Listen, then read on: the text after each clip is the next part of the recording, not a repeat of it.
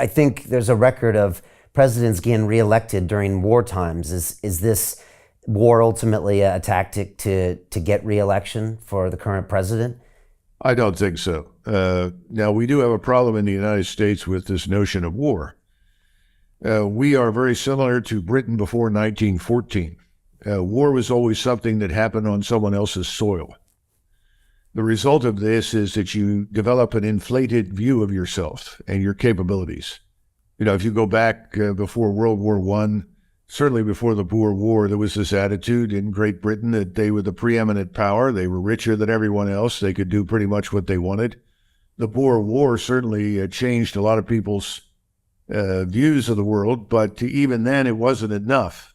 It took World War I to really make a dent. And that's been one of my nightmares, that we would stupidly precipitate our involvement in something that could become a world war when there was no reason to, just as I personally believe, as my family did and my ancestors on both sides, that there was no reason for the British to go to war with Germany and Austria-Hungary in 1914. Absolutely none. And I think it did more to destroy the British Empire, which on the whole, I believe was a positive thing, not a negative thing, than anything else undertaken. So I worry that we're embarked on a similar course, but there's good news.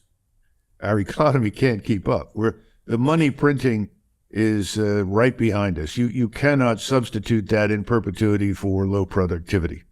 So I think the whole financial lie is going to come home to roost just in time to prevent us from embarking on stupidity overseas. The other thing is that our armed forces are in terrible condition. The Army is in no position to fight the Russians. I don't think the British Army is either, sadly. I think everybody in Europe is aware of that privately. So what do you do if you're a globalist and you're losing? This is the question. Do you do something really stupid?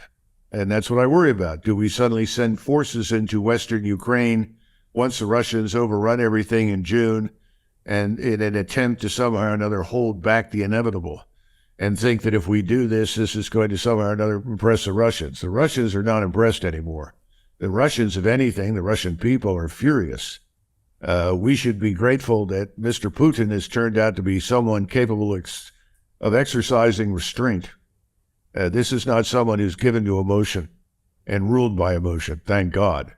But here we are ruled a lot by emotion, and that worries me. So Jim Rickards has just recorded a video that's not available to anyone in the public, and he's going to be talking about how this upcoming recession is going to be fast, it's going to be bloody, it's going to be nasty. But at the same time, he's going to show you how you can position yourself to profit from all of this chaos. Now, we've made this video only available to our viewers. Go to londonreal.tv/Jim.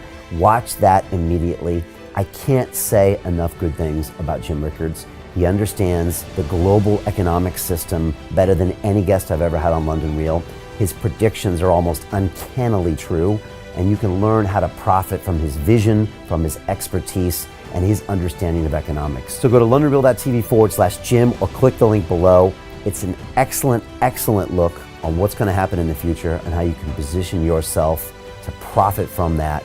Jim is one of the best in the business, one of my favorite guests on London Real, and he's very, very good at predicting the future and showing us all to profit from it. So click the link, and I hope you enjoy.